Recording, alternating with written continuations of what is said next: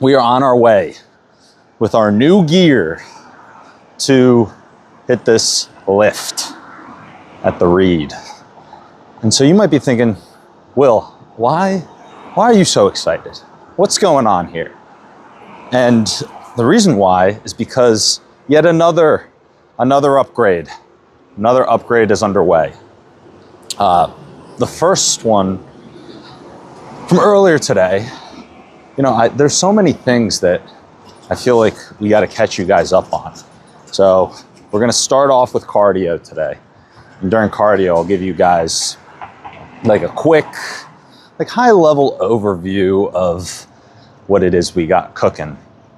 But immediate win here outside of the new workout that we're going to be doing is we got something from Amazon. It's almost been like a weekly Christmas for us, maybe even more frequent than weekly. How's it going, Bane? What's up, man? Good to see you. Yeah, I was doing my best to make sure that I got us live in time, so I know that you were waiting. I'm actually gonna sit us down for a little bit. It was brought to my attention that we have our Diary of a CEO cards that we still have to go through. So we're gonna go through one of them right now. Gonna give you guys a little sneak peek. Let's see if I can.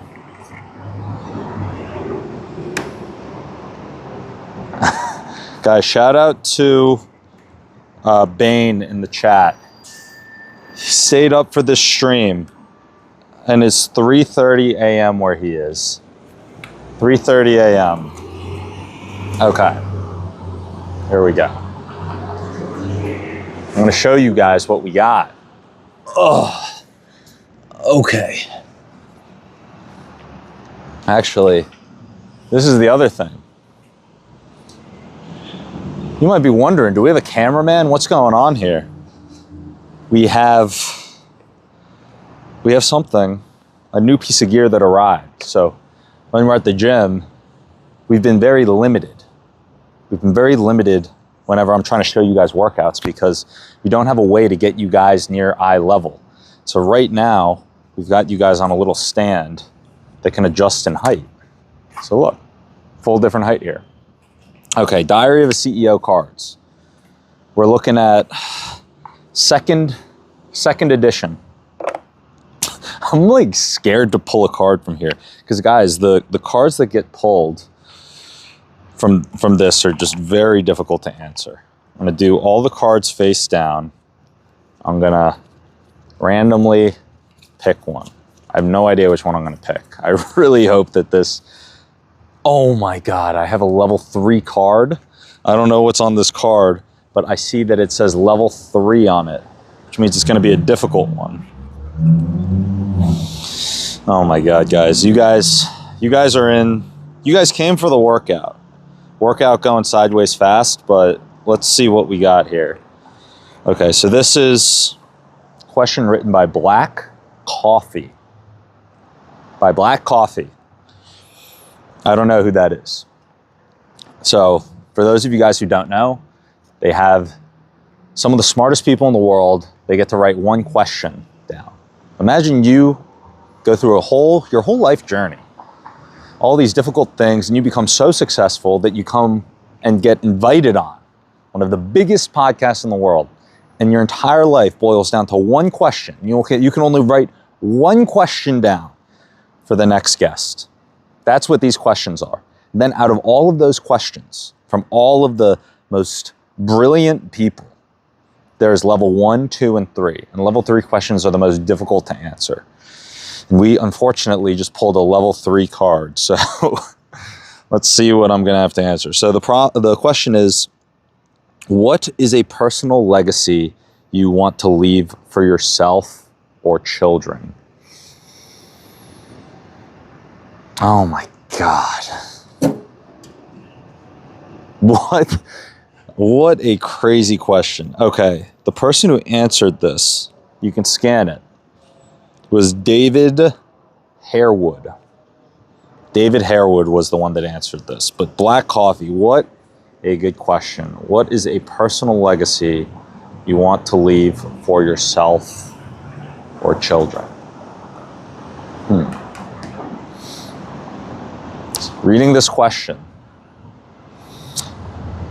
reminds me of an interview, and I will have my own answer here, but as soon as I read this question, it reminded me of an interview from someone named Michael Saylor. If you are in Bitcoin, you 100% know who Michael Saylor is.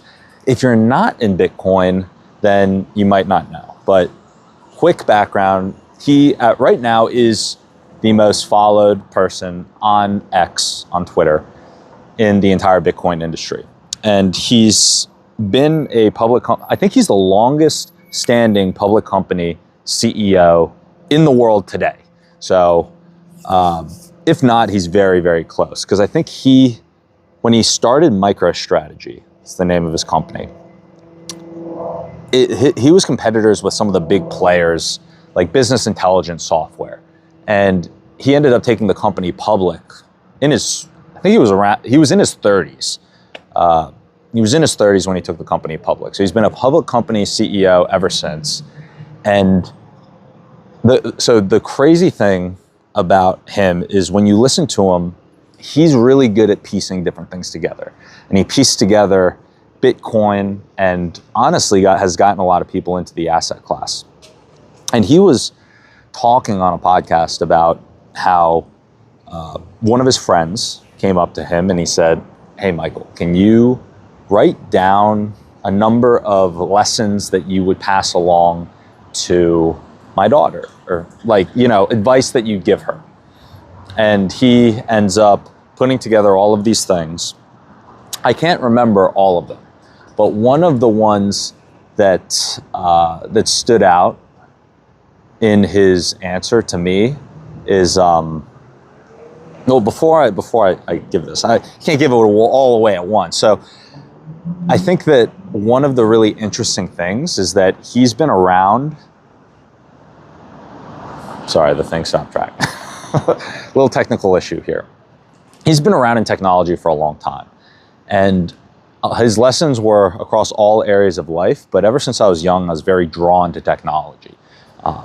I was doing a lot of businesses, other things when I was little, but I was always fascinated by, hey, you have this automation, you have this technology, you have this way of doing things that fundamentally changes the way that things can be done. And with software or whatever it might be, you have huge leverage. And the thing that really stood out to me with technology is you can implement a process and have that process that might have been done in a very inefficient way, done very, very simply. And this sounds very simple. Sounds probably like I'm rambling, but the point I'm getting at is that if you want to make massive change, you can either make it on an individual level. Let's say that you have a conversation with someone, a one-to-one conversation that absolutely changes their life, right? Changes the trajectory of their life. Then there's the other thing where maybe you make a much smaller impact on a very, very large number of people. And if you make a very, very small impact on a large number of people, that still is a big impact. And I think that going to the exact legacy, whatever it may be, I think that personally, I want to take the biggest swings that I can at the time that I take them, if that makes sense. Whereas when you're young, it's going to be harder. You don't have the resources, the skills, the capabilities to take on the responsibility or building something massive that affects a lot of people. You become a much more formidable builder after you've built a couple companies and probably failed many times and learned a little bit more about how the world works. And so I think for me, it goes back to one of the things that Michael Saylor said, which he said, upgrade humanity. But I think that his method in that was, hey, we want to upgrade the we basically want to take all of these different things that might be broken in some type of a way and get them running more smoothly. And so I think that from a technology standpoint, I've always been fascinated in, okay, how can we take the biggest swings? I'll give you an example.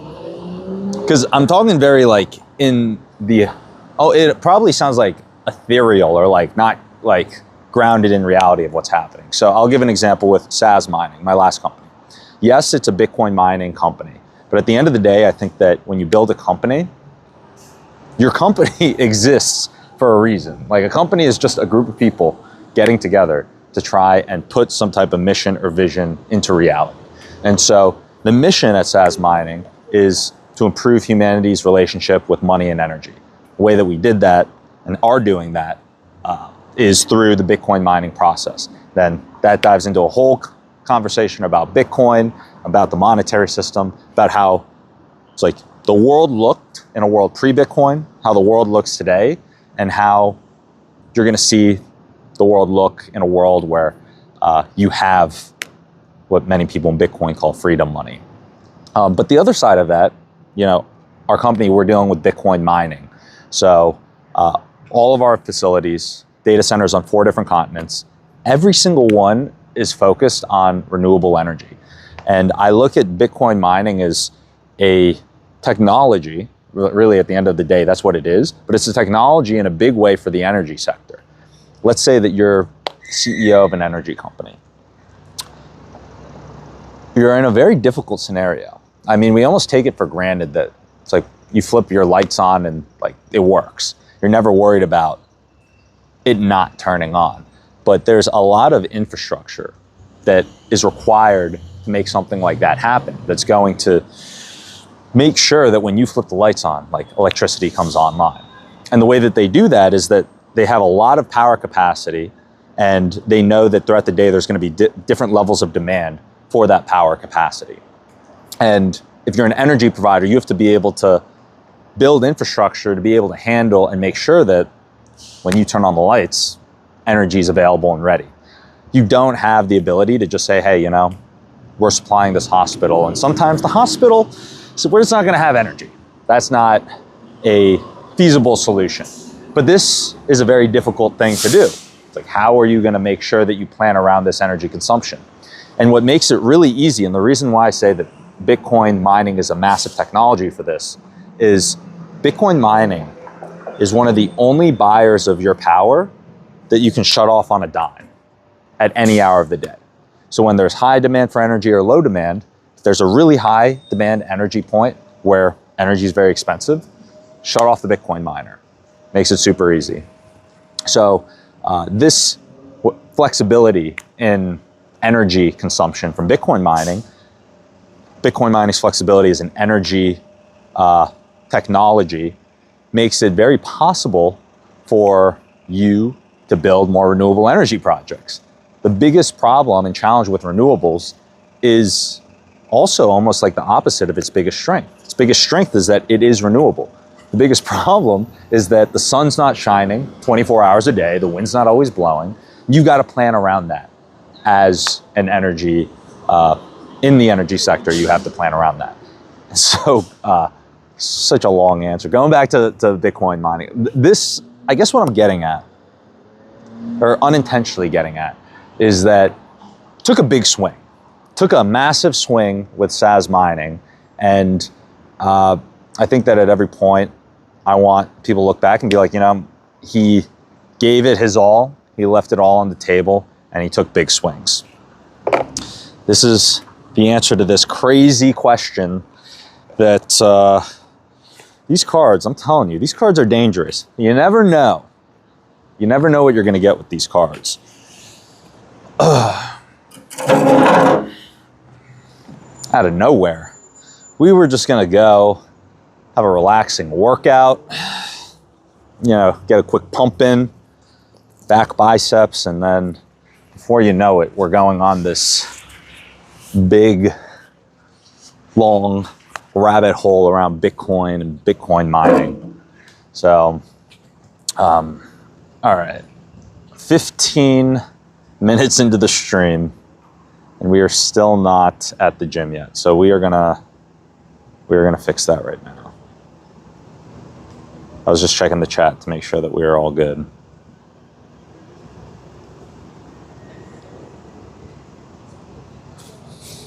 All right.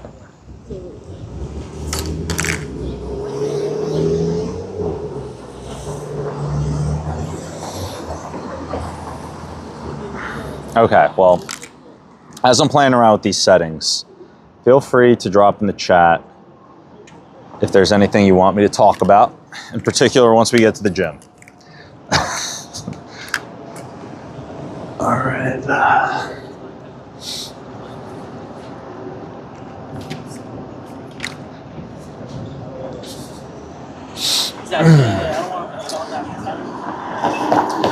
So I would say the reason why I'm most excited though is because this is the first time, you guys just saw the power of this, but it's the first time that we're actually hitting a workout solo where we can make full use of this face tracker. And it adds a whole new level of flexibility because whenever, let's say we're on the road or we're traveling for an event, one of the big downsides is that it's like you got to plan around a whole nother schedule. So if something happens and your cameraman can't make it or someone gets delayed, whatever it might be, ruin the entire game plan that you have. So now with this, we can do it on our own. That's a great question. Chad Bain was asking, what's the best training split? I think that for me at the moment, I'll tell you my training split, but I think that, let's say it this way. Depending on how long you've been training for and what your actual goals are, you're gonna choose a different type of training split. So for me, been training for 13 years. So long, slow, steady growth, fully natural over 13 years. And I've always been trying to, in one way or another, either build muscle, lose fat, and improve cardio. And during different times, like, you know, might have one of those be a bigger priority than the other. So my training split right now is a 4-day split. I do back bis, chest tries, another day for traps, shoulders, and a final day for legs. And then sometimes I'll hit 2 leg days. Like I'll sprinkle leg days in a little bit more frequently. Yeah, but Bane, what's your split, man? You on a routine at the moment? Oh, I thought I was on the line too. All right, we just got to the gym.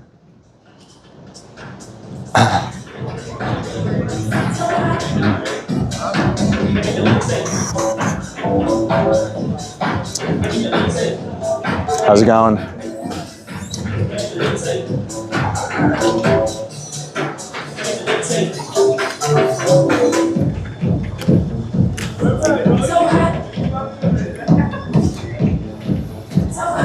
All right. So guys, we actually have a little bit more flexibility than we've had the last couple times we've been here, because now we have this thing that we can actually fully put up. So Bane, you're doing street workouts. That's pretty cool. What are you doing on the street workouts?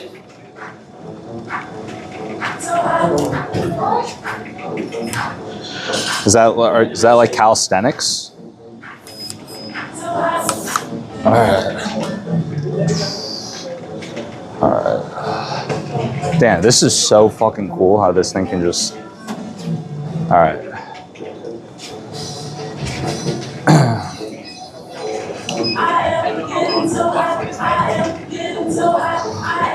We actually have been trying to do a little bit of like a little calisthenic training, but we haven't been doing too much of it. But today we might do some, might try to do some muscle ups.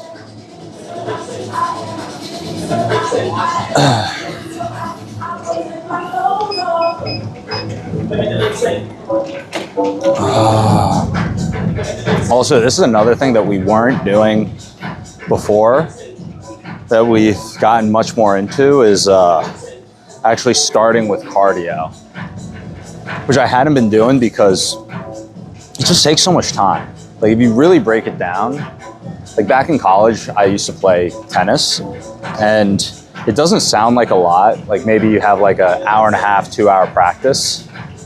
I think we were hitting like 2 hour practices, but it gets crazy because then you'll do, like you have to plan to get there. And if you're late, then if you're late by just 1 minute, then the entire team would have a 6 a.m. workout. And if you were late by 1 minute to the warm up, which starts 15 minutes before practice started. So it was just like, you'd have to plan around that. You definitely can't show up last minute. And then you got like, after the training, you got to shower, you got to like eat with the team. Like being a college athlete turned into like a full, like a job for sure. Maybe not a full-time job, but it almost felt like that. And then weekend trips. Okay, so Ben, you're hitting the pull-ups and push-ups. Very cool, man. All right.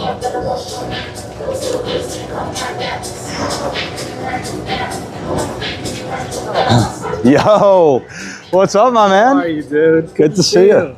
How have you been? Good, man. Just finishing up. Do you normally work out at this time? No. Usually earlier in the day. Okay, Yep. cool. I normally go earlier in the day, but recently I've been coming at like around like this time after work. I'm not sure if I told you, but I recently, so I'm still doing my worker, but you might know the guys actually. They're local entrepreneurs like Ben Sigmund and Fred Kruger. They're very big in Bitcoin. Like both of them are very big in Bitcoin, but they're both around here. Okay. And they're working on a company, and they reached out asking if I'd want to work with them on it. And so I've been going into the WeWork nearby like 5 days a week for 3 hours a day. So the reason why I bring that up is that's what's changed my schedule. That Got it. like it's kind of hard to fit in the morning, and then my assistant comes in at 9 a.m. Up until I have to go in at 2. So Oh, yeah. it's like if I want to go in the mornings now, I really have to like get up and plan around it. Yeah. No, I used to come to the gym late, but then like when I moved to LA, I stopped doing that. Yeah. And I usually come like kind of early mid-afternoon. But Nice. sometimes you gotta come late, don't you? Yeah. How's the split right now? What are you working on? Knock on wood, things are about to close. Dude, let's go. Well, I'll be rooting for you, man. Thanks, dude. The vehicle's coming along nicely. Yeah, I mean, not much has changed in the last year. It's been fundraising, so Dude, fundraising's a fucking grind. yeah. So It is. Targeting December 14th close date. Okay. And then that would set up 2026 to be awesome. Dude, 2026. Big year for Bespoke. Yeah, man. Yes. Plan. Let's go, man. See. But, Yeah. maybe sometime after Thanksgiving, so I'm between holidays, we'll find time to have a proper catch-up. Dude, 100%. Yeah. That would be a lot of fun. Yeah. Okay, man. Yeah. Good. All right. Great seeing you, Good man. workout, dude. Catch you later.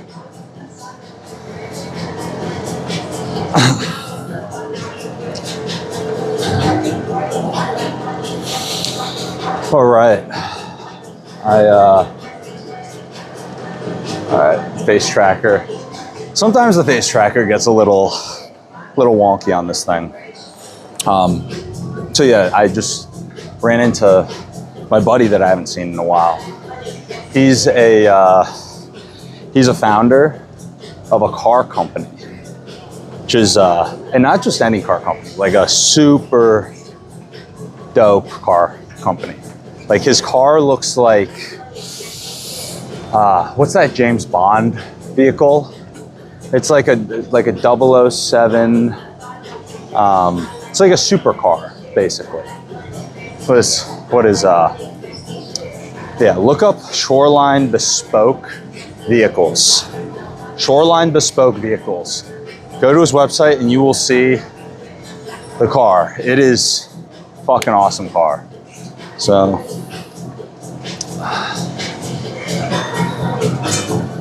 all right. Actually, you know what? I'm gonna move this a little bit. Put this like right here. Might be a little easier.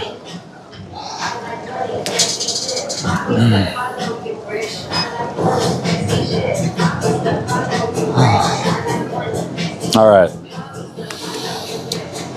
So, Bane, let's see. Pull-ups and push-ups. In reality, man, that's kind of like the best. Those are two of the best exercises to hit. So with pull-ups, I mean, that's literally how we're gonna start our workout today after we've finished the warm-up. I brought like one of those weighted belts. So you can kind of load up the pull-ups like it's a bench press or anything else. So I think we're gonna start with that. Today's the back biceps day. So I'm gonna start with that. And then, I guess we're gonna have to plan our workout out.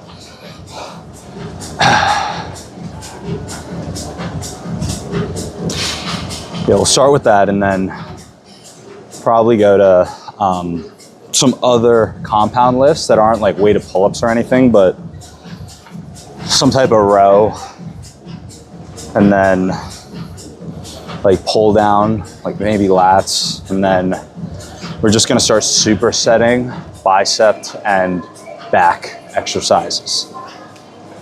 No, it'll be a good time.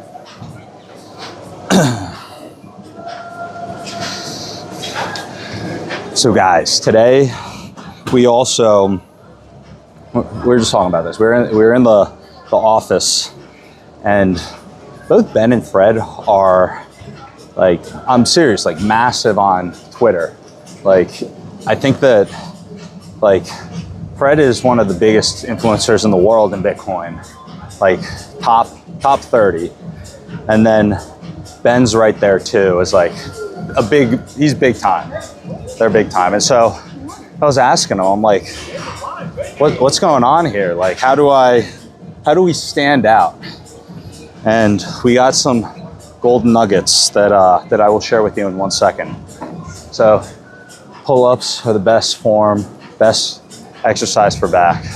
Yeah, I agree. I think anything that's like where you can go heavy, move a lot of weight,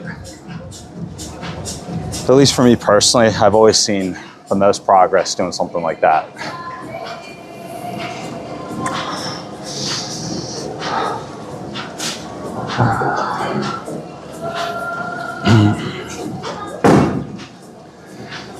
So I was asking him, I'm like, what's the secret here?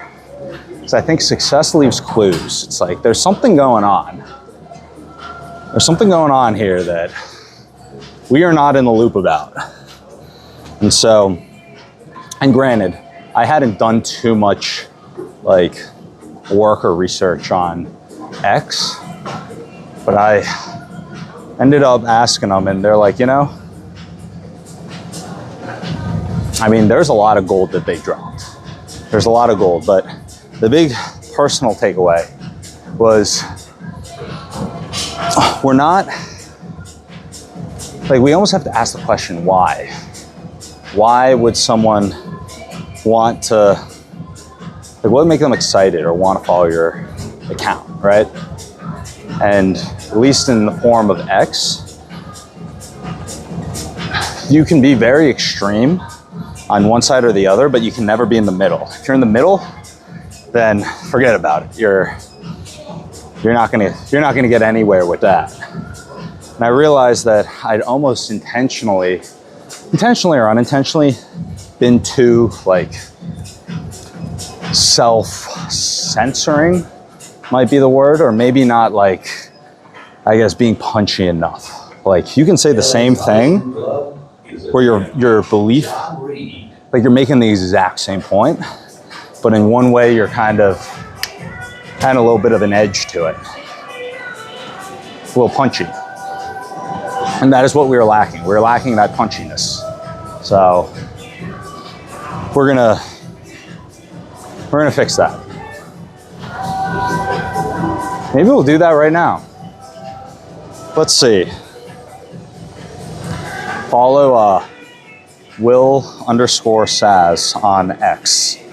And then you can see us apply what we're learning here.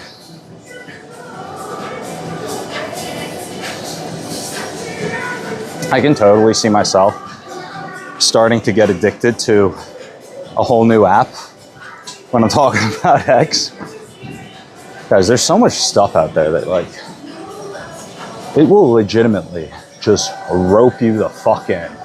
You just get like addicted so quickly. Because all of these platforms, like that is their entire business model. They're like, how do we get your attention?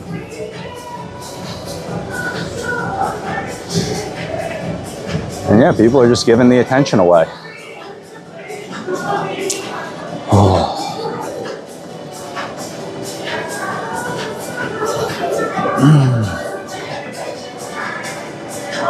All right. We're gonna keep biking. I'm just grabbing some water.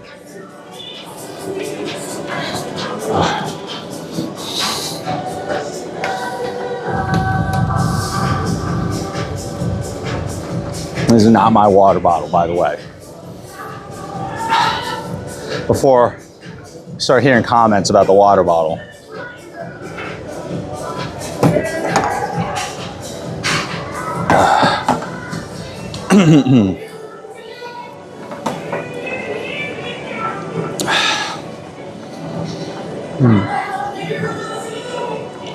So Bane, how many days a week are you going? You doing that daily?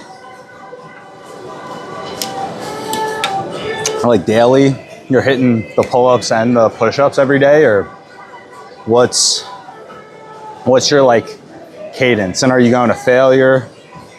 What's your actual routine?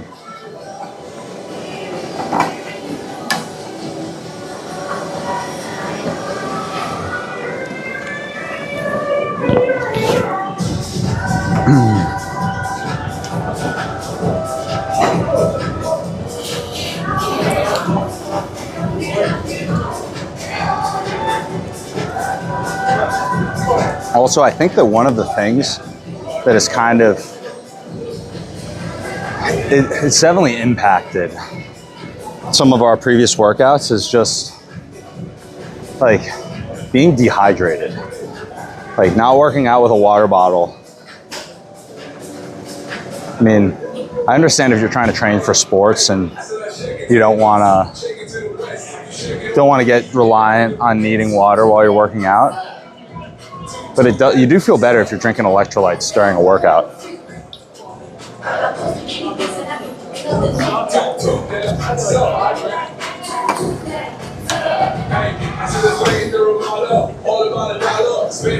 Okay, so you're saying you're having a split of 5 days, some days in the gym, back, and just other days types of pull-ups, other types of pull-ups.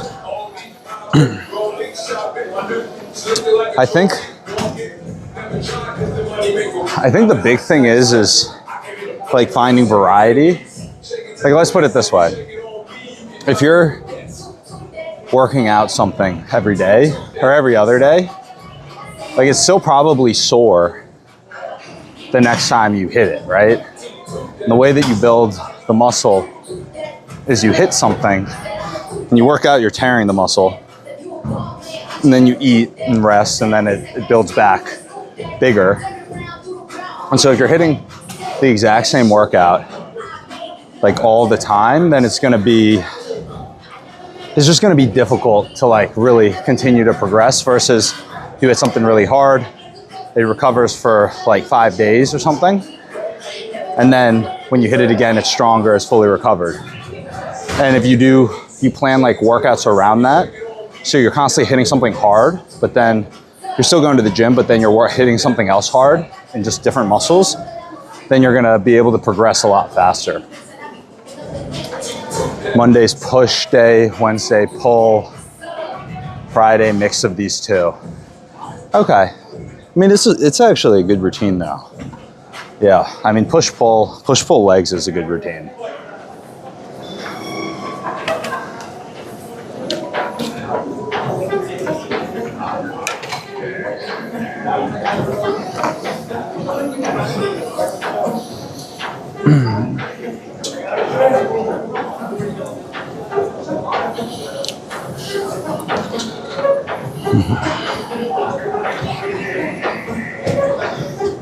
We're picking up the pace on the bike a little bit.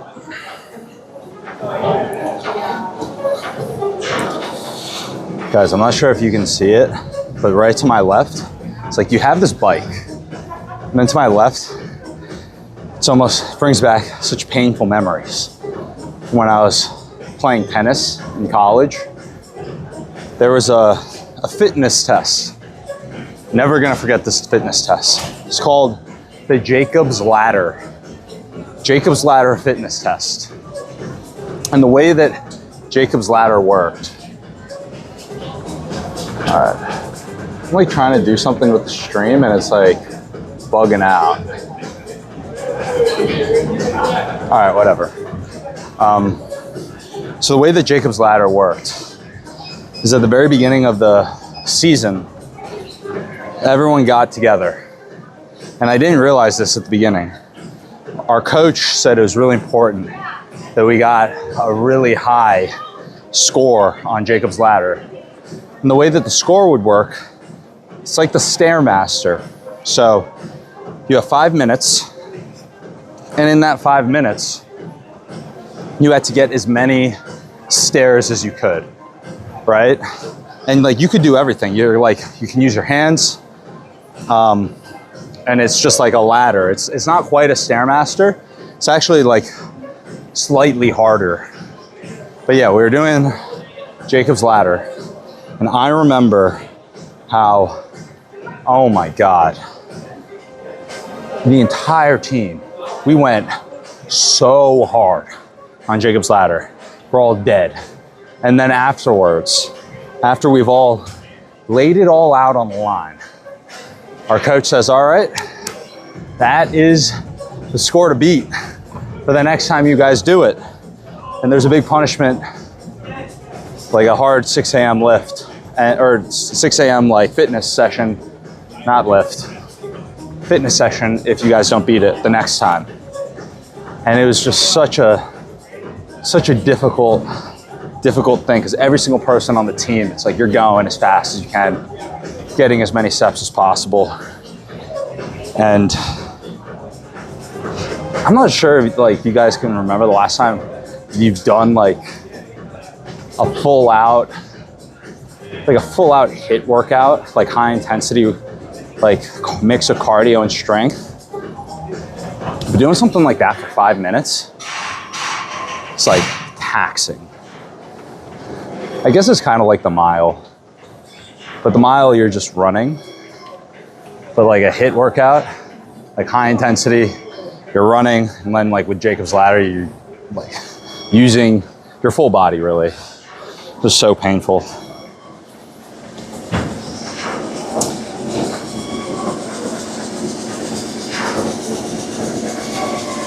But it is good to have those types of experiences. I remember back in college, there was a rule that you weren't supposed to go out before matches or practice. So like no drinking, but also if we had a competition, we wouldn't really go out. And I just got, it's like you're in college, right? And you want to go out because you feel like that's the time to. So I would try and do both. Not always, but every once in a while. Try and go out before a practice or a match. And then eventually, after doing it a couple of times, it was almost like tradition, right? Tradition might be the wrong word, but I was always trying to go out before. And it's not like I was going crazy, like drinking a lot before a match or anything. It's like you're out at a party, maybe you'll have a couple drinks, not too much, nothing crazy. And so I got into a habit eventually of doing that before like all of our matches. And I do really well, you know? It was like, you're training, like to really put you in the mindset, like you're working out hard every day. You're stretching, you're warming up, you're playing a lot of tennis, like you're in it, like this is your sport. So like a few drinks going out the night before, it's not gonna like be difficult to manage or anything. And then I remember we got to the end of the year, something called Patriot Leagues. And this is the time of the year where like things are getting really important. And you gotta like win these matches, get dialed in. And I remember I was thinking like, this is serious. This is what we're training for. It's like if you're in college and you're getting ready, this is the time where you're supposed to lay it all out there.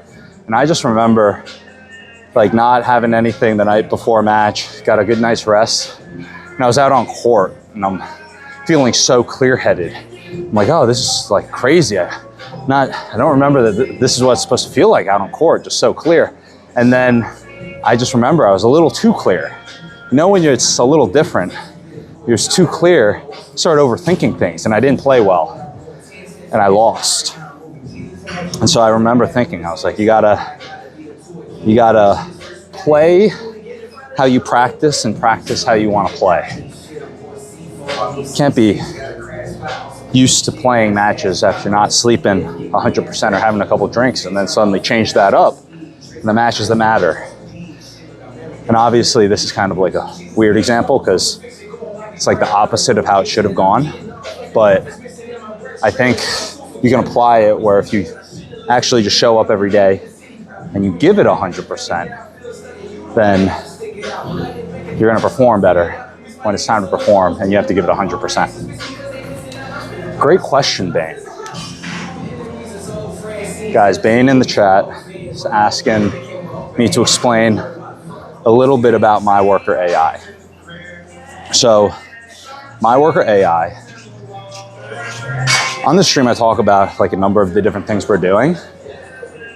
Large amount of my time, majority amount, is going into trying to make this company, MyWorker.ai, a successful company. Right now it's in the early stages. Company's not even 2 years old yet. And the big value prop, we're still going through this process of trying to figure out how are we gonna properly hit the target customer, how are we gonna scale this thing? But the big value prop is that in a world before AI, before MyWorker AI, I had to do this myself. It's like you would have to go and you would burn so much time having to do all this research, having to figure out who to get in touch with, how to reach out to them and message them, and how to actually get them on the phone. I remember as an entrepreneur, your time's so valuable, and I spent a ridiculous amount of time trying to just get the right people on the phone. And so when you saw all these amazing advancements in AI, I thought, you know, this technology could actually fix this. And so with MyWorker, we ended up building and launching a software product. It's an AI software sales product. What it does is, in short, big value is it removes that headache. It will go and do that annoying work to get your ideal dream customer on the phone. So instead of you needing to burn all your valuable time, and instead of you needing to go and try and learn a bunch of other random, crappy, shitty sales software, you can just go, subscribe to MyWorker, and let AI get your customers, your dream customers, on the phone. And this is such a competitive grind at the moment, because there's the pace that you're seeing of innovation and speed in building these AI companies is a next level of speed. I saw this funny video on Instagram the other day, and it was talking about comparing like the life of a venture-backed startup back in like, I think it was like 2005 or something, to the startups today, and how back then it was just so relaxed, so chill. And today it's just so unbelievably competitive. And right now, in full transparency, I would say for what we're building with My Worker, we are in a big way the underdog. We're going up against these very well-funded competitors, and that's not even mentioning the big multi-billion-dollar legacy bloated sales organizations that already have the market in sales. But I think that I've always enjoyed being the underdog in one way or another. I think that you have obvious massive disadvantages. You don't have the human capital, you don't have the resources, you don't have the brand recognition. You're strapped on time, and you're constantly wondering if you're gonna survive or make it, or if your company's gonna die. Seems like a lot of disadvantages. The big advantage, I think the big advantage is that you can execute quickly, make decisions, and the people who are making, like if you have a small group of just assassins, like people who are just amazing and dialed in and who care deeply about the problem, and that group is making all of the decisions about how to build a great product or company, versus a much larger organization that has some of those amazing assassins and great people, but they're not actually executing everything, then that influence can get diluted. And you might make some missteps as the larger organization. And then that small group of the underdogs who are grinding and who have all their cards on the table and be able to pull away. So we'll see how it goes. Right now we're still in the process of building that core group and executing and growing alongside early customers. So that is what's taking up a lot of our time right now. But we're at a point where we've got a usable, functional product, and we're using our own product to get calls set up with potential customers. So it's a very exciting time for the company.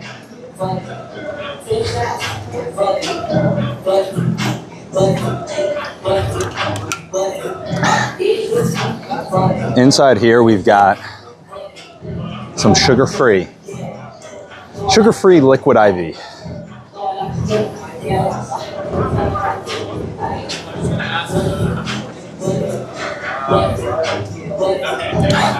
I'm loving the questions, Bane. You know, feel free to keep them coming. Any good question, anything you want to know, we're down to chat about.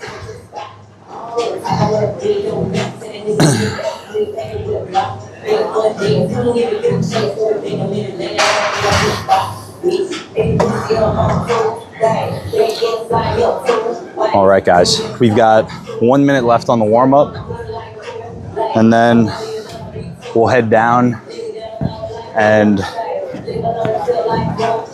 start with the weighted pull-ups if we find a spot. I do think that there's a chance that we don't end up getting a good spot for the weighted pull-ups, and if that's the case, then we'll go and start with some machines.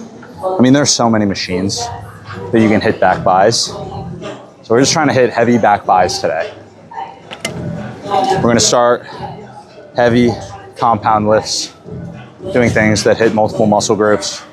And then we're going to move towards like supersets and drop sets.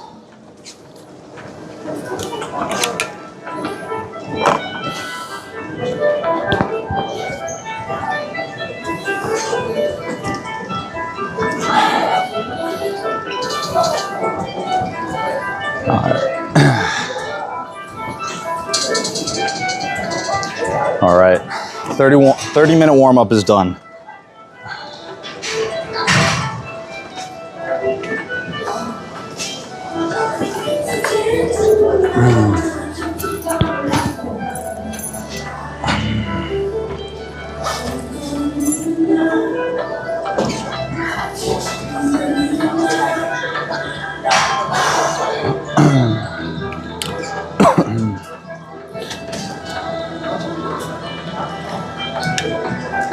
Great question, Bane. Great question.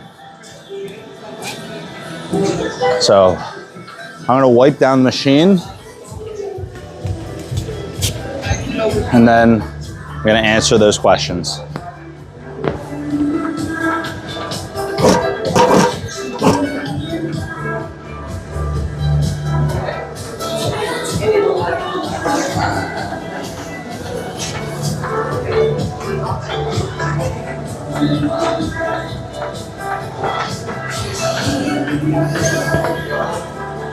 Okay.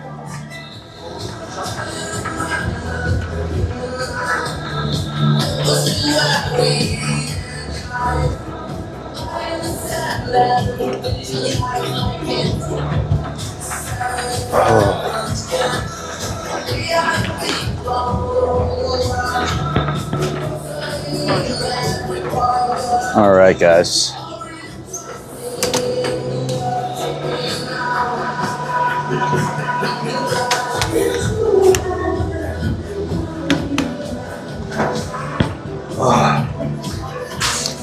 I cannot express how happy I am that we have this new tripod. Guys, this is a game changer. Full game changer. All right. All right, we've got a spot. Let's go.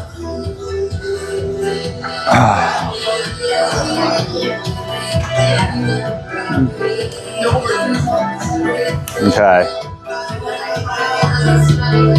So here we go.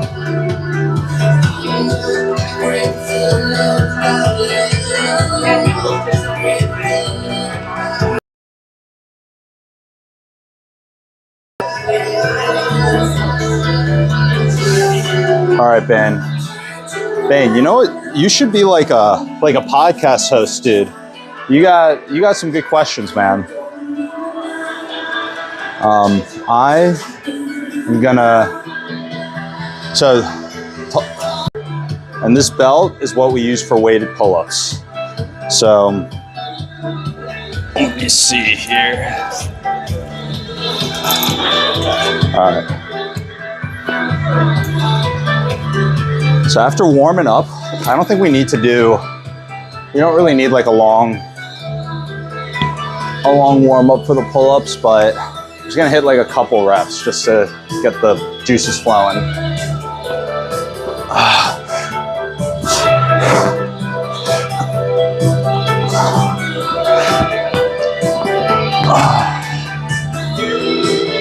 Okay, it looks like this thing kind of,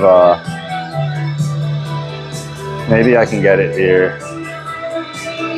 I want you guys to be able to see the, I think that'll work. All right, I'm gonna get, I think I'm gonna get a 45-pound weight, and we'll hit 45 for our first working set. Then, depending on how that feels, we might go up to 2 plates.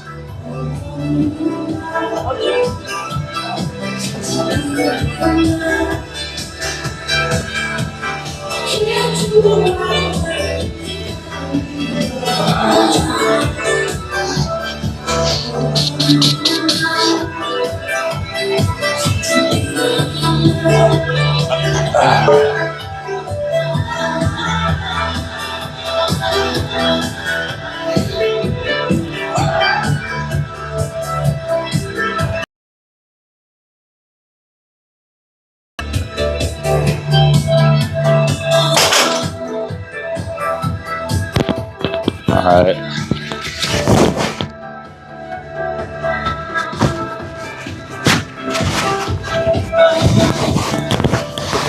question here.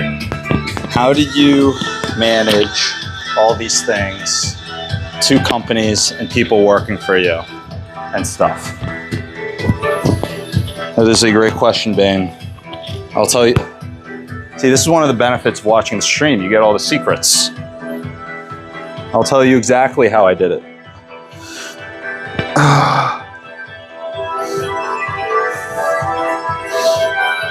Okay, so when I was starting my last company, that was the Bitcoin mining company. It's like at that time, I tried, let's see if I can get this working. Sometimes this thing freaks out a little bit. All right, there we go. Yeah, so at the time, like, you're basically starting with nothing, right? It's not like you've got millions of dollars to go and hire a whole team. You also, it's harder for you to pitch partners to join you because you don't yet have like a good reputation in the space. You haven't like built anything big. And then you also probably don't have any skills at that point. And so if you have no skills, no capital, no team, then it's like, how do you start? I'll tell you right after I hit this up. It was a go. If you want space, I hope you take your helmet off soon as you get up to Venus and show. You can watch sleep and be thinking so like our years, all I'm seeing is dope. My city laying, and I'm only one got a mission to pass. I just might be the hoe. No, it's VO. I'm allergic to Rojo and legally blind. All I'm seeing is go. D to the A there and back. If you like the J, can't smoke from the T to the Only thing that bitch you keep it you up. When you tell me that you should do the most, we over even the scum. So I'm running with the C to the floor. Up in my Tesla, I'm rolling up every time. Stop with the barrel. Life is a gamble, and I'm playing slots. All line, no pop, how we drive. You can come and take a baby sip, still taste. All right. Sitting around the stars that were large in the race. How many did we get there? Bane, how many did I get? I think we could go to 2 plates. Okay, so back to your question. So you got no team, no money, no capital, and no connections, and no skills. So that's okay. That's probably the majority. That's where I started. That's where the majority of people start. So step number 1, many people try and jump to like a later phase. Like no one's, thank you, bro. I appreciate the call out on the form. So no one's gonna wanna join your team, give you capital, or do any of those things until like you can prove that you can do stuff. So first thing is you need to build the skills. So invest in the skills and ideally take care of like multiple birds up, like take care of multiple things at once when you're doing something. So if you have no skills, build the skills, but like have someone pay you to build those skills. So get a job working for someone in an industry that you are interested in. And so yeah, I should probably start there. If you can't get a job, then in order to get a job, you've got to like actually understand how things work in whatever you're trying to do. So let's say you're trying to get a job in like video editing, or you're trying to get a job as like a social media manager. Like we'll take social media manager. So first you have to understand like what you want to become world-class at. So it could be like X, it could be like Instagram, whatever it is, you go and literally learn every single thing about whatever that thing is. Don't stop thinking about it. Learn everything that the best people in the world are doing at that thing. And that's pretty much the big shortcut. Literally just like ask yourself who the best people in the world are at that and why, and just follow that curiosity, and then 24/7 just get good at that thing. And then as you're getting better at that thing, you're gonna know more than like 99.9% of people about that thing.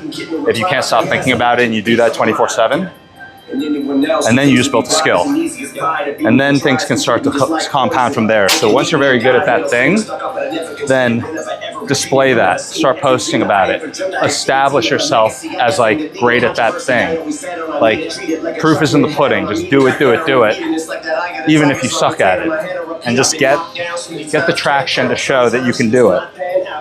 And then eventually, once you reach a high enough level, at the right time, you will have built enough skills for someone very good in whatever you want to do to let you work for them for free. And you know, they'll start to pay you eventually, but let them work for you.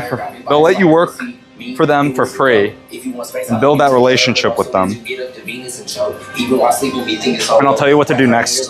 After this set, I'm going to switch and do, we're going to go to 2 plates actually. Life's too short for boring gyms. John Reed. All right, we're going to go to 2 plates. This might be kind of heavy, but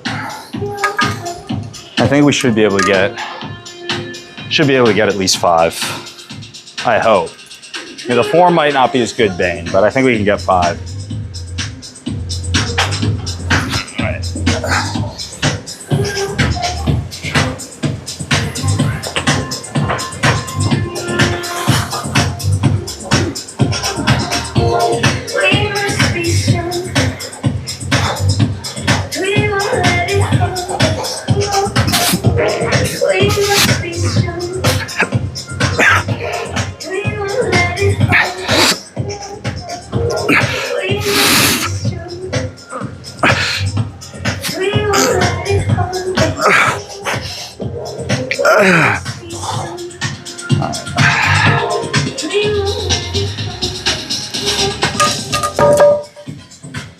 Okay.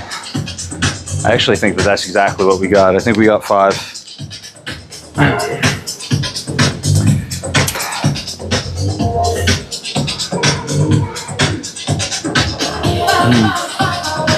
So boom, we already covered the first steps.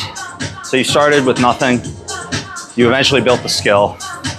And look, we could go into more depth on each of these things, but like at the end of the day, it's like ask the right questions, ask ChatGPT to be like the best expert in the world in that field and like learn everything you can about it. And like, if you spend all your time and energy and waking hours on that thing, you're gonna become a lot better than people at it.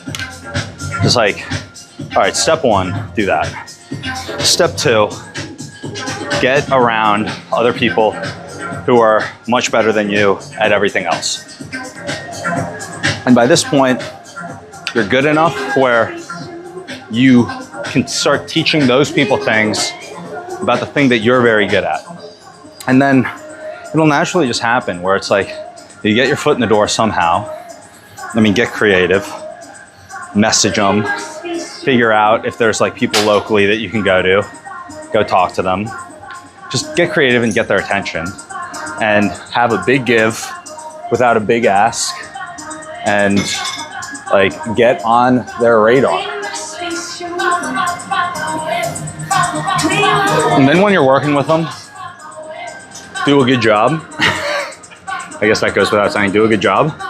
And then like the most important thing is to keep the compounding on the skills. So like, it's like keep building the skill that you're great at and then, you know, build skills around that you also have a knack for and you're good at.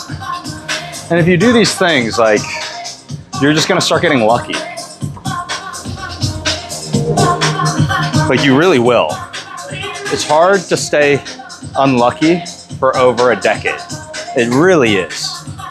If you're showing up 100% every day, it's really hard to stay unlucky for that long.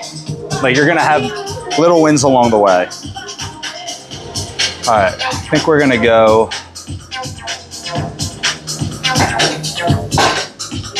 We're gonna go back to 1 plate. Or, yeah, we'll go back to 1 plate. Or no, we're gonna go heavy. We're gonna go 2 plates. This will be our last one with 2. The last one felt heavy. I think we'll get like 5. Or no, we'll probably get 4.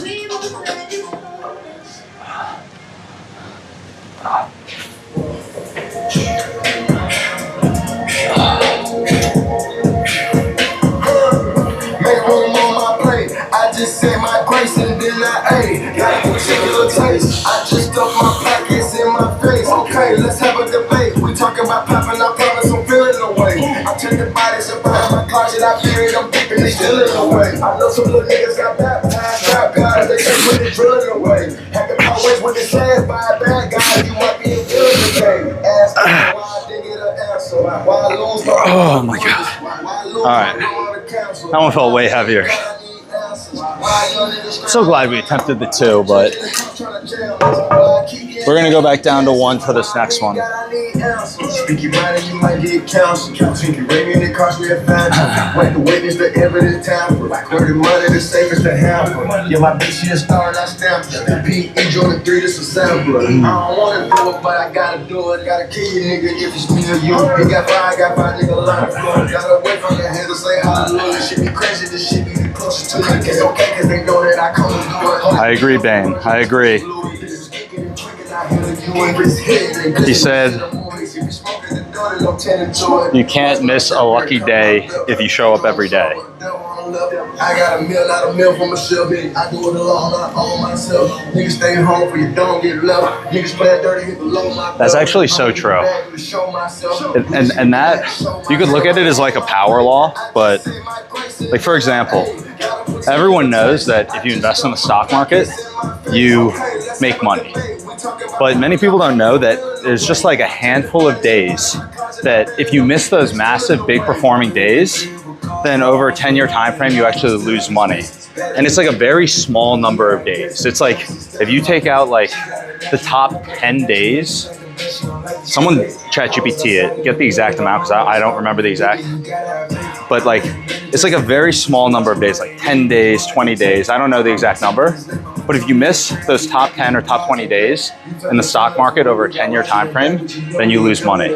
And so like, God forbid, it's like the same type of thing here. You miss those like days that would have been your big days for your business or whatever it might be. And it's like, yeah, like you very well significantly increase your chance of failing.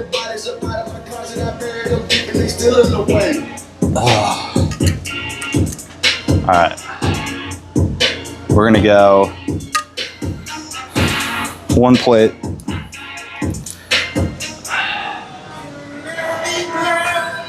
She's so gorgeous. Here every time. She's so gorgeous. Sensual like wine. Can't control it.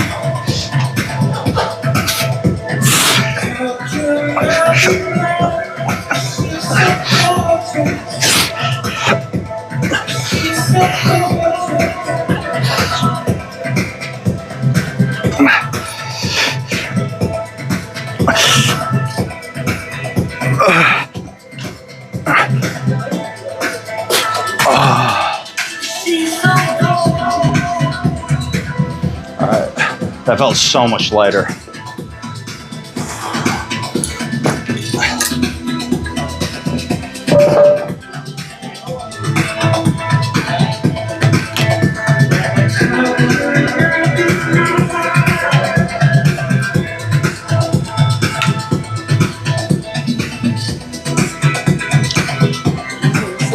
Oh yeah, you got it.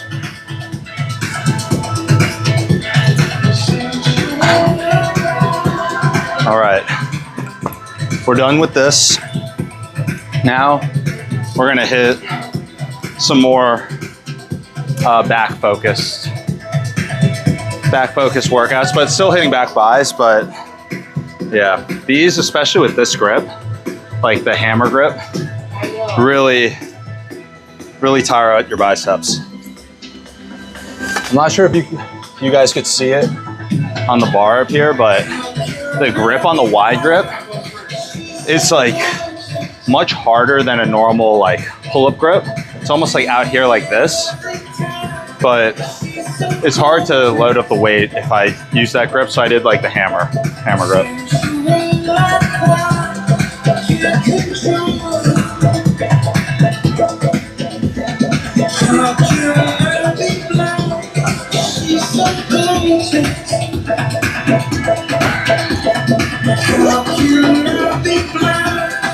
She's so gorgeous.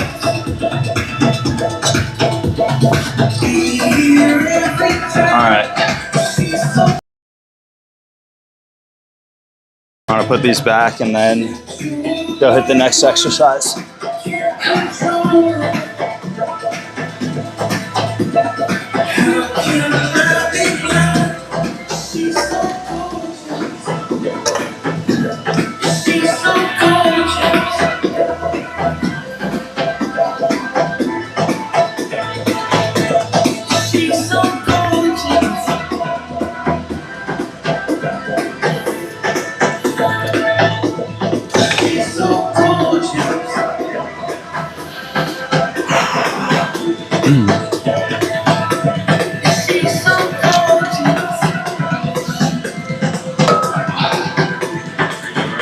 Oh yeah, you got it. How's that thing quality? Dude, this equipment, I literally just got this today. But it's a DJI Osmo 3. It's got this like bass tracker. And then I attached that to this new like tripod. And so then, yeah, it's actually fucking crazy because I had this thing and that thing, like this extends a little, but it would suck on the tracking because the tracking only works if it's like at your eye level. It still works from below, but then like it'll really quickly lose track of you. But if you toss it on this, it's like perfect. If it catches someone else's face, will it move to them? Yes, potentially, but it's normally whoever's closest to the camera. But it's been following me, and it's normally pretty good if it's tracking someone. It's not going to suddenly switch. Yeah. But like, what's nice about this, I got this type of stand here for it because it's very easy to just like go like this and turn it into like a tripod. Yeah. And then, make some cool stuff. It started with drones, right? you know, I actually don't know. This is all so new to me, all the like equipment stuff. I recently was like, I'm gonna actually try and figure this stuff out so I can just do it on my own rather than needing to coordinate every time. But yeah, I'm streaming right now, yeah. I got this separate phone just purely for streaming. So like I have this one. Yeah, it's the Samsung S25 Ultra is really good for streaming. Yeah, and then this piece I just bought separately. This bottom piece that it attached to is what I got today. Yeah. Yeah. All right, take care, guys.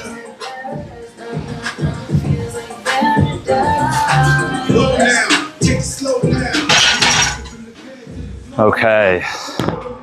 Great question in the chat from Bain. So if you were to start from scratch today, what kind of business would you build in order to earn 10 a month? It's a really good question.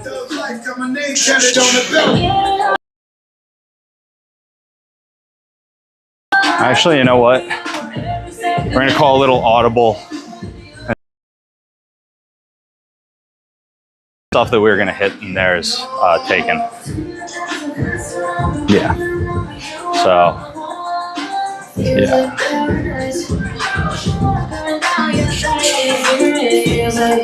We're going to call an audible. On the day that we're hitting with back buys, you can hit. I mean, you have so much flexibility because there's so many different workouts that are just going to hit your back and biceps. So, let's see here. I'm gonna get this set up. 1 second. This is and then I will answer your question, Ben. Songs may contain bad words, like really bad. Consider yourself warned.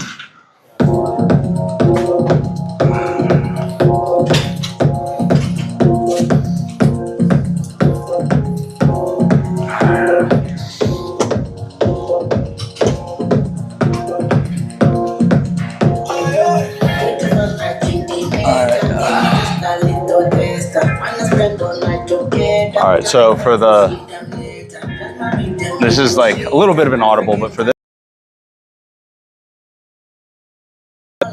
and then we're gonna superset the curls with back flies.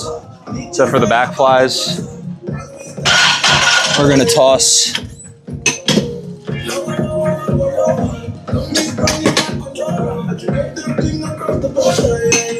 that. All right.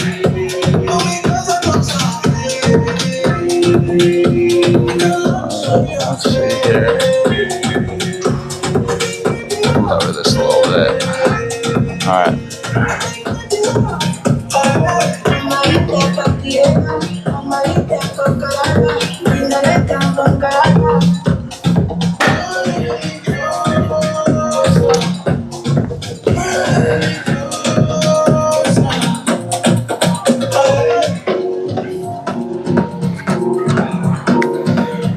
All right, so Bane, I'll ask one qualifying question, and then I will answer your question. But where are we starting from in this scenario? Like, am I starting? Have any that we don't have any skills?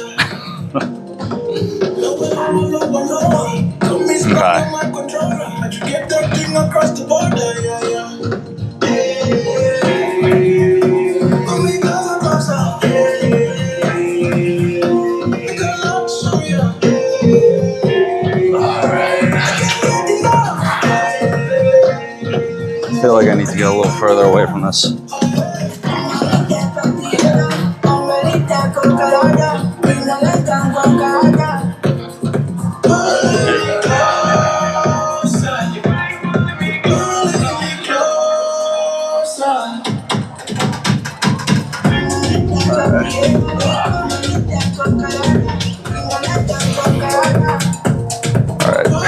This camera's kind of freaking out, so what I'm gonna do is I'm just gonna do this.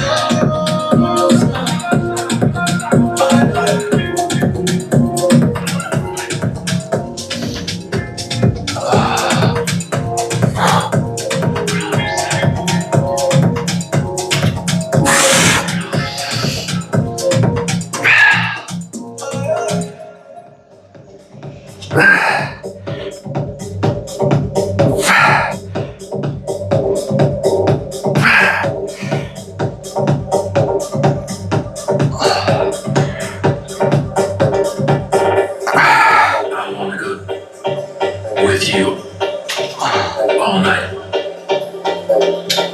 I wanna go with you all night.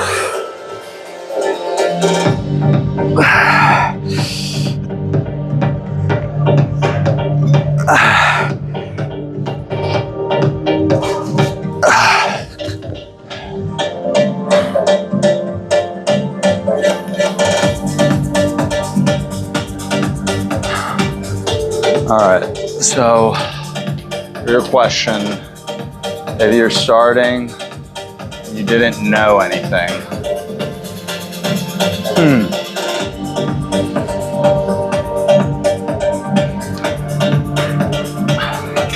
well, I think the obvious one would just be, like if you're starting from ground zero,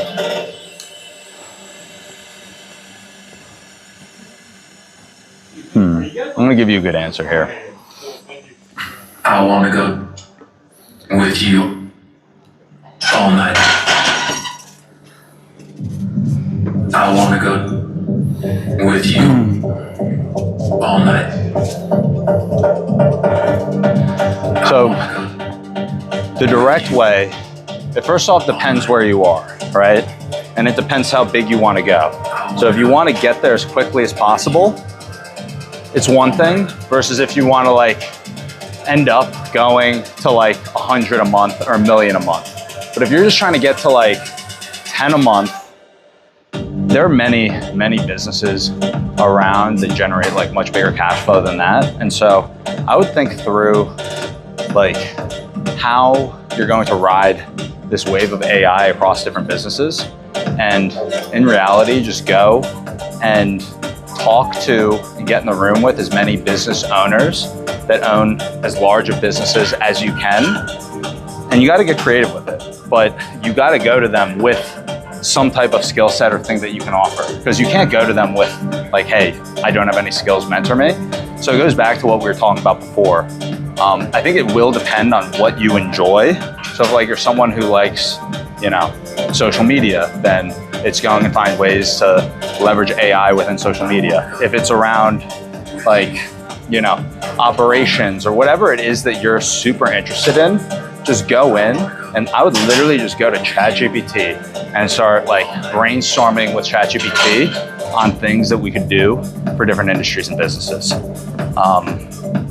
If you give me like a specific example, like a scenario, I can be much more detailed, but it will really depend on like where you are, what you're trying to do, how much you're trying to work, all of these types of things. want me to say it's all instead. Say it's my mistake.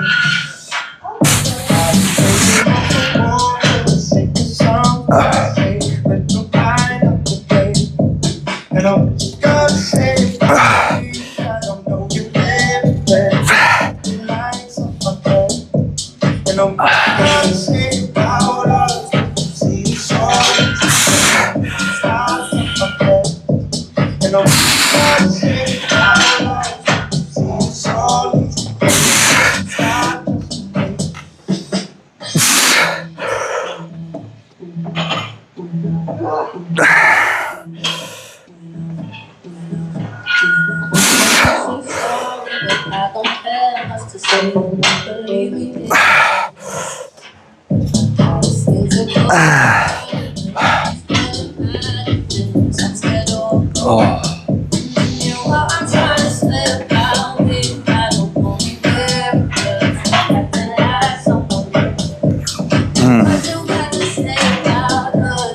Give you guys a different view here.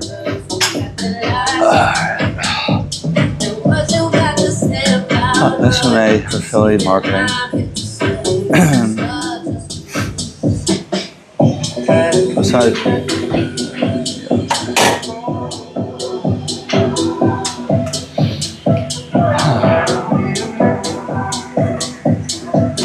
Like in reality, I think that the best thing that you can do is you just have to get in the room and talk with people who have some type of business and are actually already doing the cash flow that you need and find a way to partner with them.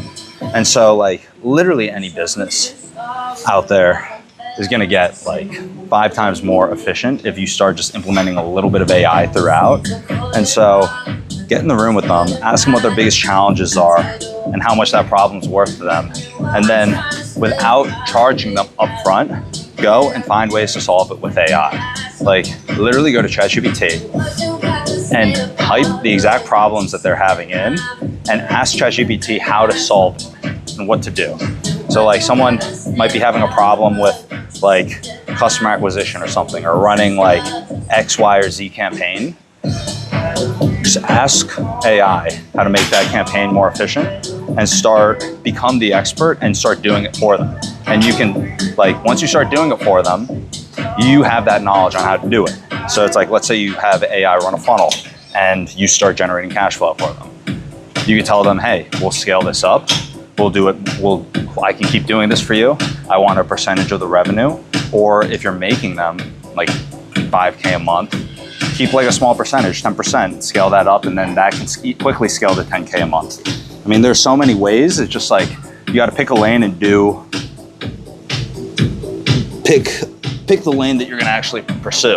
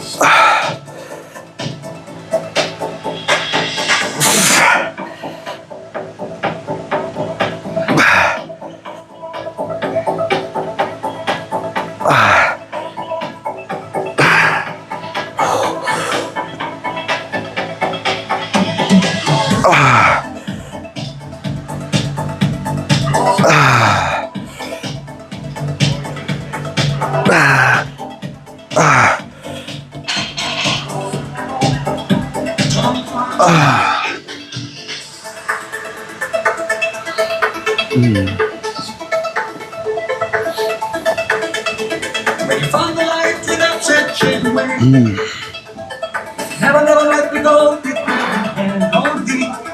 And you won't feel why it's living just one night. If you really got the type and then back to my fantasy.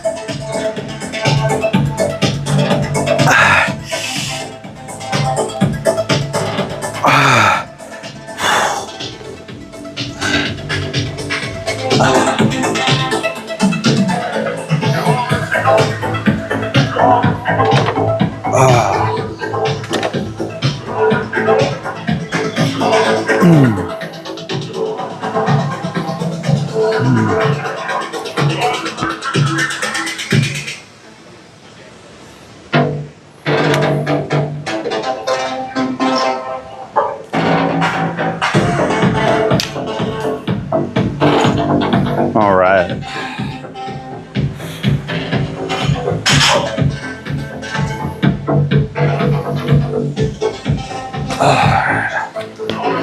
All right, let's see what you got here. Bane, what was your first online business? It's a great question.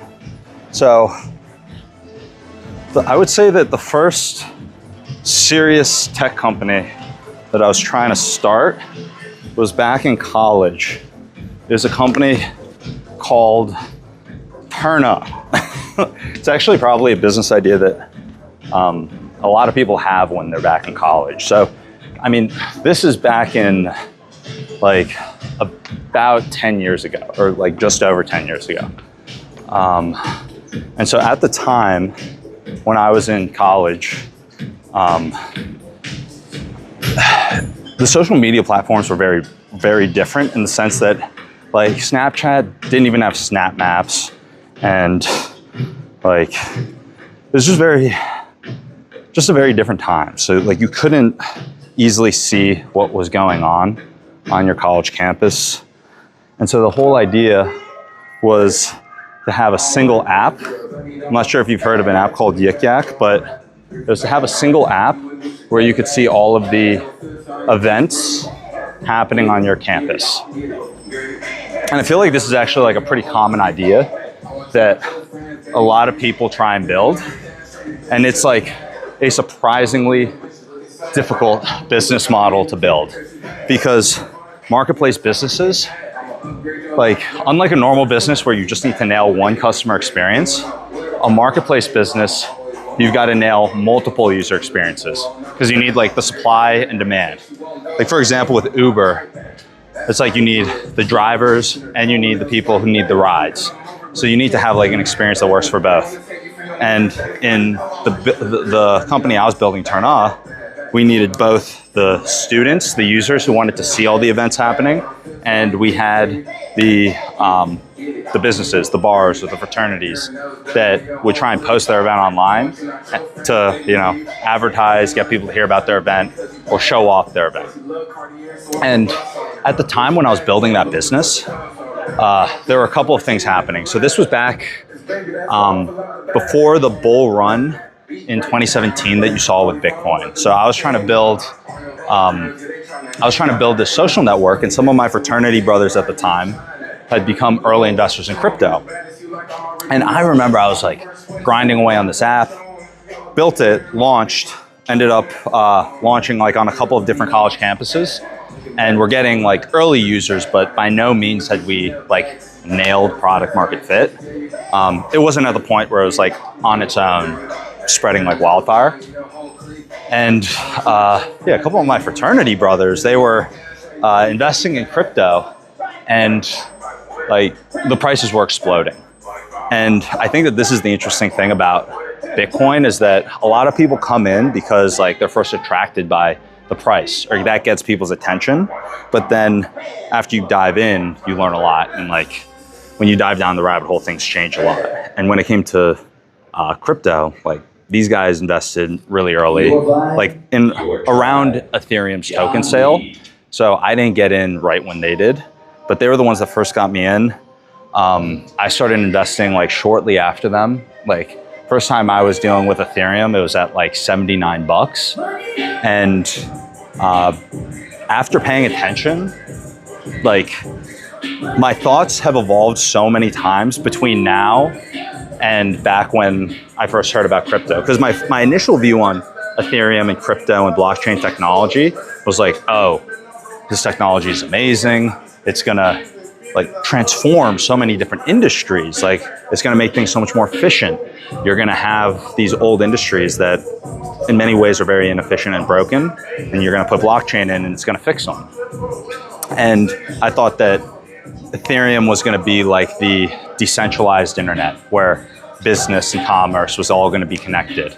And it was gonna, almost like the internet underpins the online businesses today. At the time, I thought that Ethereum was going to be like the underpinning of these businesses that can run more efficiently, almost like another layer of the internet to a certain degree. And I was wrong. But just because you're wrong about like how that's going to play out, it still might play out, but the price, I was still really early to it. So when like you invest in an asset at that point, I think Ethereum now, it's like thousands and thousands of dollars now. So you're looking at like massive, like over 30x returns. And that eventually led me down to Bitcoin. And so when I was getting in Ethereum, I got some of those returns. I was attracted by like the technology, and then I heard about the mining process. So it's like, wait, if you build these like data center like infrastructure, you get these rigs, you hook them up, and then all of a sudden your hard costs to get into the business and generate the coin are X, and you could sell it for like over 2 times as much on the exchange. It's like a no-brainer. I'm like, this is good fundamental business model. So that's how I got into like at first, like my first tech business with the mobile app, and then how I first heard about crypto from my fraternity brothers, and then I started that company. And there's so many stories dealing with size mining, but I'll pause there, tell you about what I'm going to do here. So I'm going to hit some, I'm going to try and do some muscle ups. We'll see how it goes. I think I should be able to. After hitting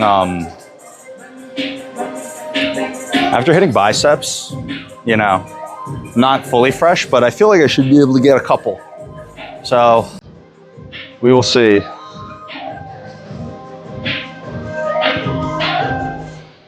All right.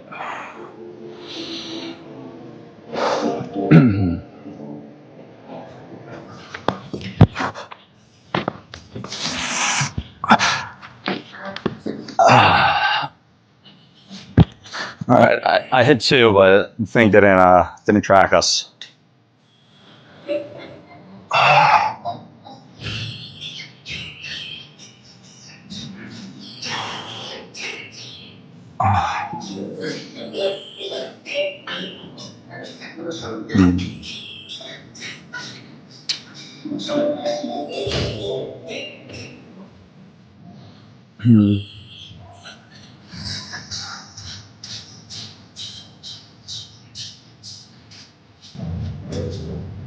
We're gonna do some shoulder therapy right now.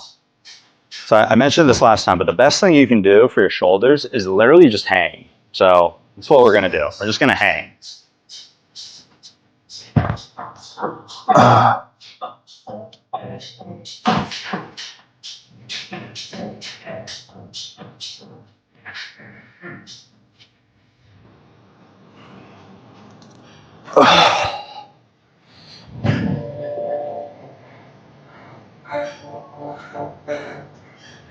Thank you on the acknowledgement on the muscle up form. I don't know. I feel like on the muscle ups, some days it's so variable. Some days you're kind of just feeling it and you can hit a bunch, and then some days it's just tough. Feel like it's hard to get over the bar.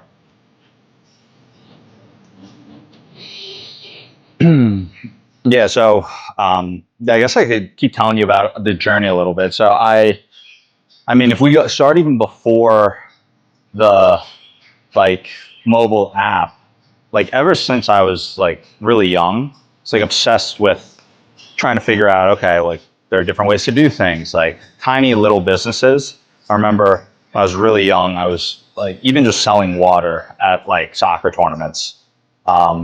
Then like I remember in middle school, I was going to, I went to like a summer camp, and one of the things in the summer camp taught you like different recipes. And there was this one recipe for monkey bread that was just like so delicious. I don't know if you guys even know what monkey bread is, but it's like this like sugary dough that is majestic. It's just so delicious. And so I learned this recipe. I was thinking, oh my God, like everyone needs to try this monkey bread. And I was like, we can make money off this monkey bread. And so like even did something as silly as like going to the local park on the weekends with my boy Jimmy. Like he was also in the cooking camp. So we both learned how to cook this monkey bread, and we'd sell it. Like you learn like little business fundamentals. It sounds silly. Even as I'm saying it out loud right now, it sounds silly, but you learn like a lot of like little things. Like you learn like marketing, capturing attention. It's like no one was buying our delicious monkey bread. And I'm like, we got a good product. What's going on here? And it was because we didn't have their attention. They didn't know that we had such an amazing product. So to capture attention, went out with a guitar, everyone would come over, and then I'd sell them the monkey bread. So it's like all these like little things.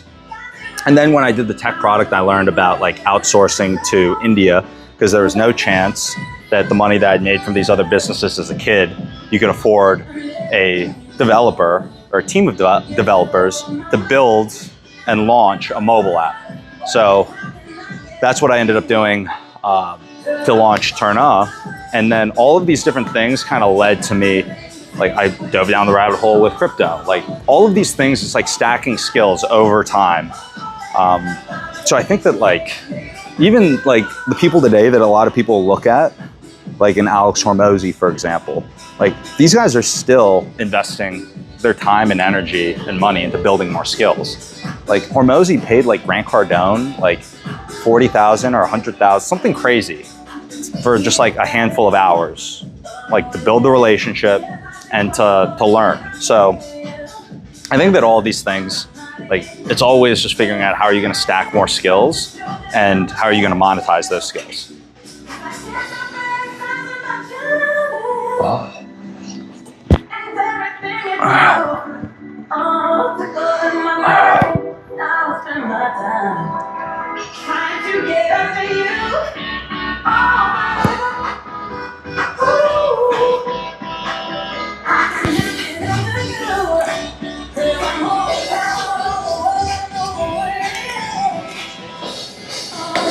Oh, I'm just realizing we left our phone downstairs. Or we left our second phone downstairs. So we gotta go get that.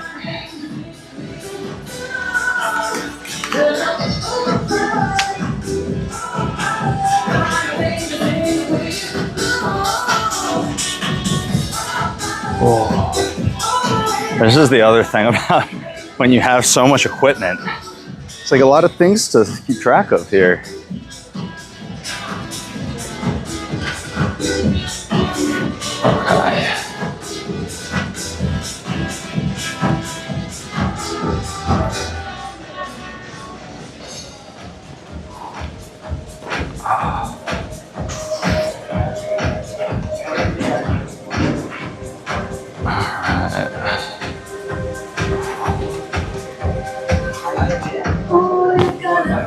Okay. You take my love and you don't need nothing but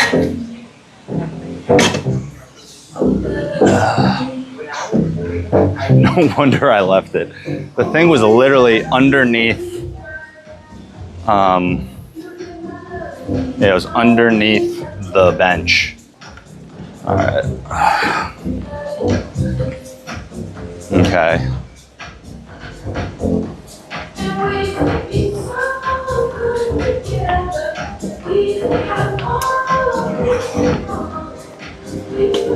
All right.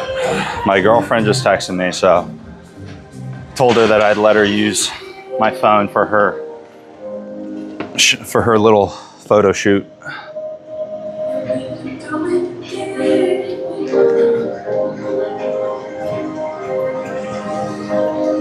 She's actually about to have her second book published, which is super, super exciting.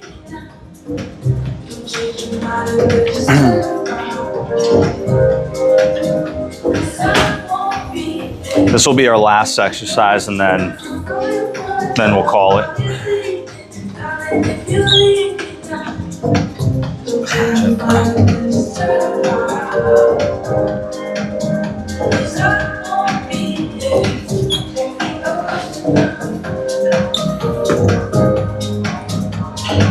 Okay. All right. Yeah, so she published a book last year. She's got a big following on Instagram for her art. She makes art and writes philosophical stories to accompany the art, and it's amazing, honestly. Coming from someone who has none of those artistic capabilities, it's amazing to see what she can draw. And so she published the book, hit #1 on Amazon bestsellers new releases last year with her first book.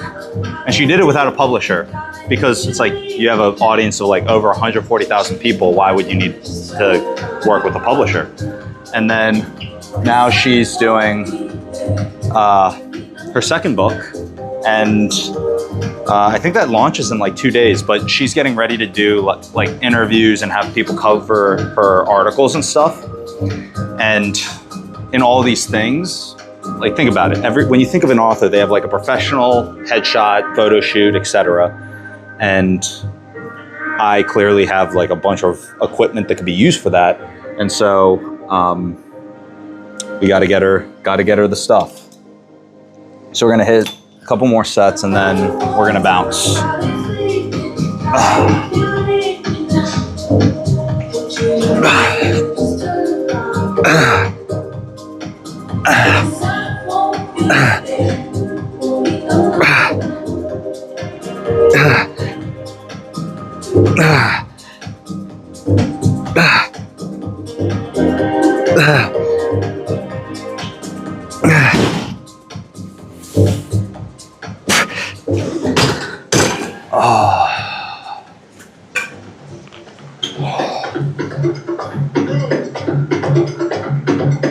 I'm gonna call her back.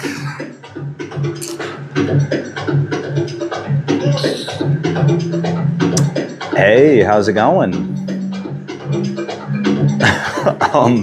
No, I'm at the gym, hitting my last exercise. Yeah.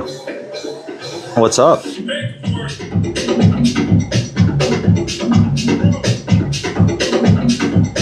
Yeah, I was just returning your call. Oh, yeah. Yeah.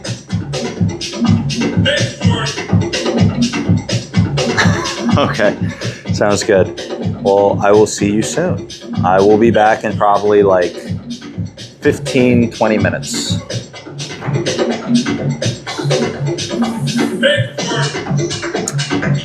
Completely your call.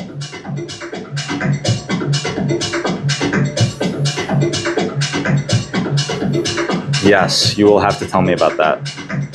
I'm excited to hear about it.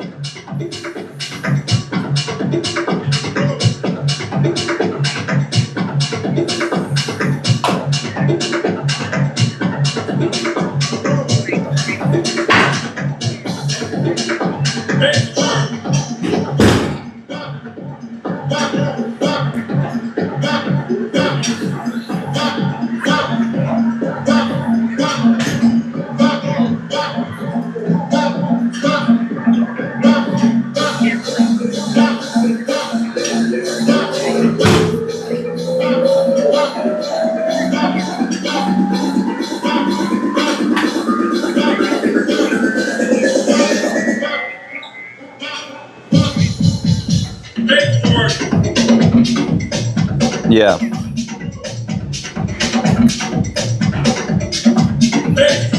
Yeah. Then you would be all set. That'd be incredible.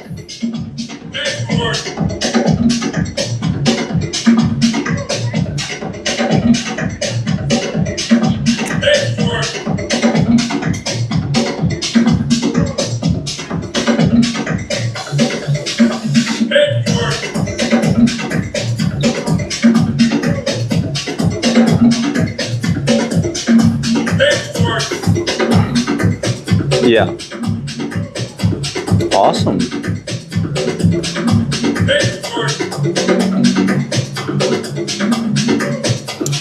Okay, that is exciting. Well, my love, I do have to finish up this workout and finish up this stream, but I'll see you in a little bit when I get back, okay? John Reed Radio. Right. High Five Love you. Fitness 24/7. Okay. Make this we can make this the final set and we'll just do a drop set. So that's what we're gonna do.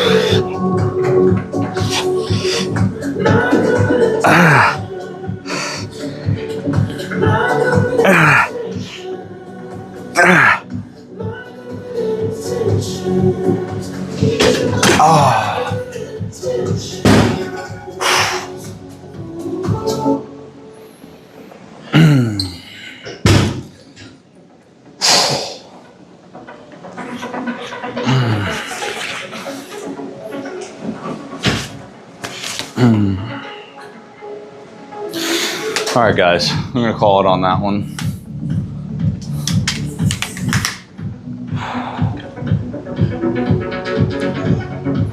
Okay, so Bane, let's see what we got here. Sometimes this tracker, all right, there we go.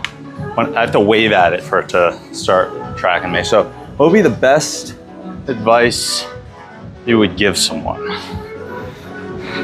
Mr. Bane with the top tier questions here. The best advice. All right. Thank you guys. Take care. All right.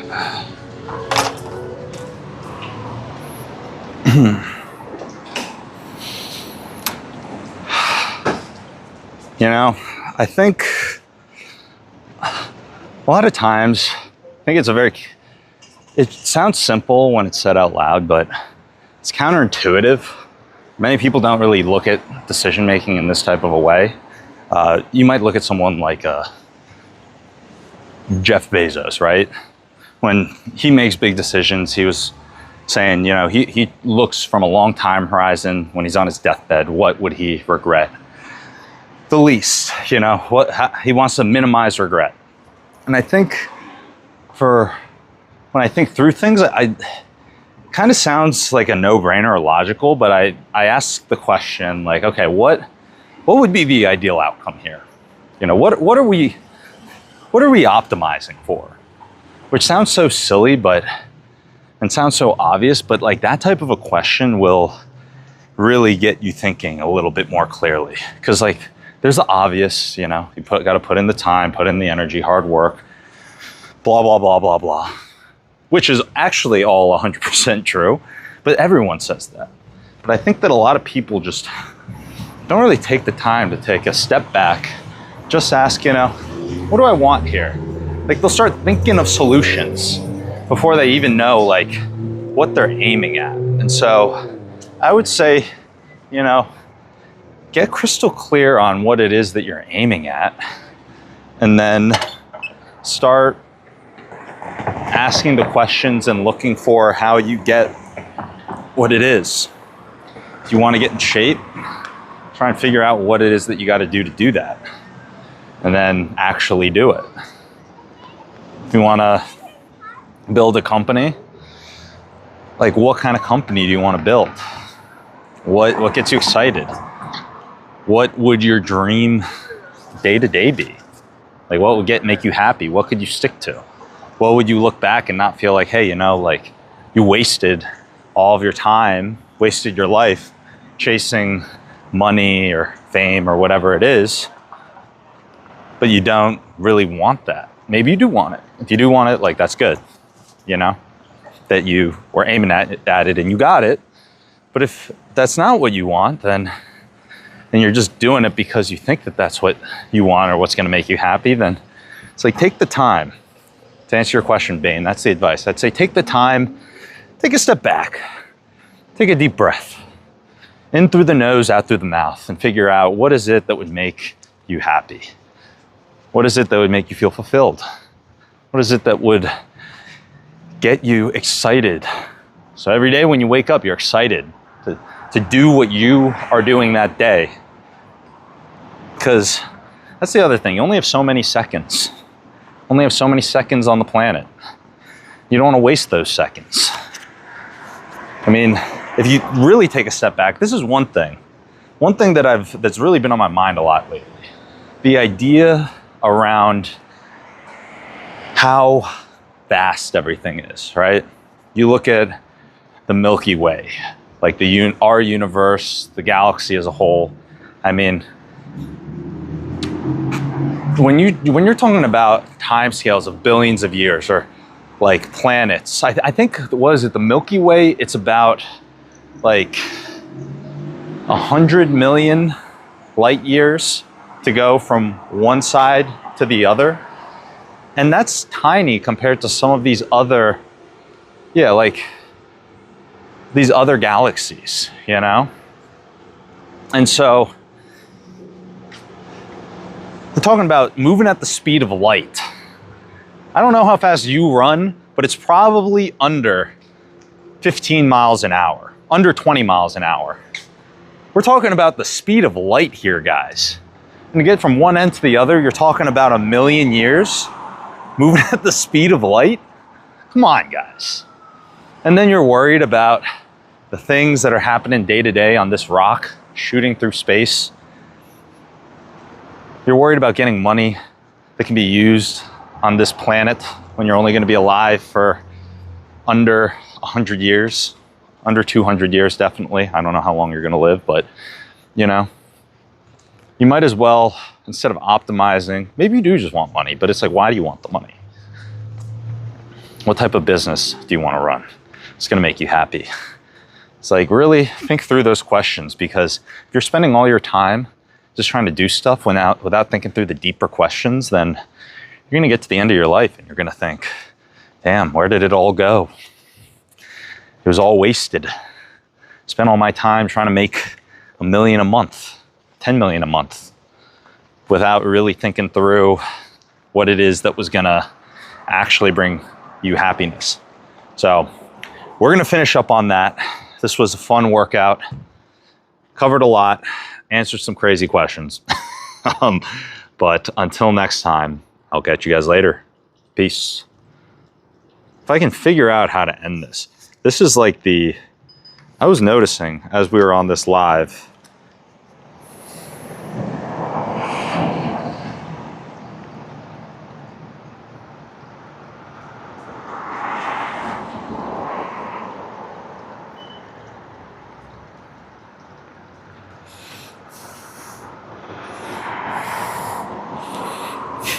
I think I like locked my screen.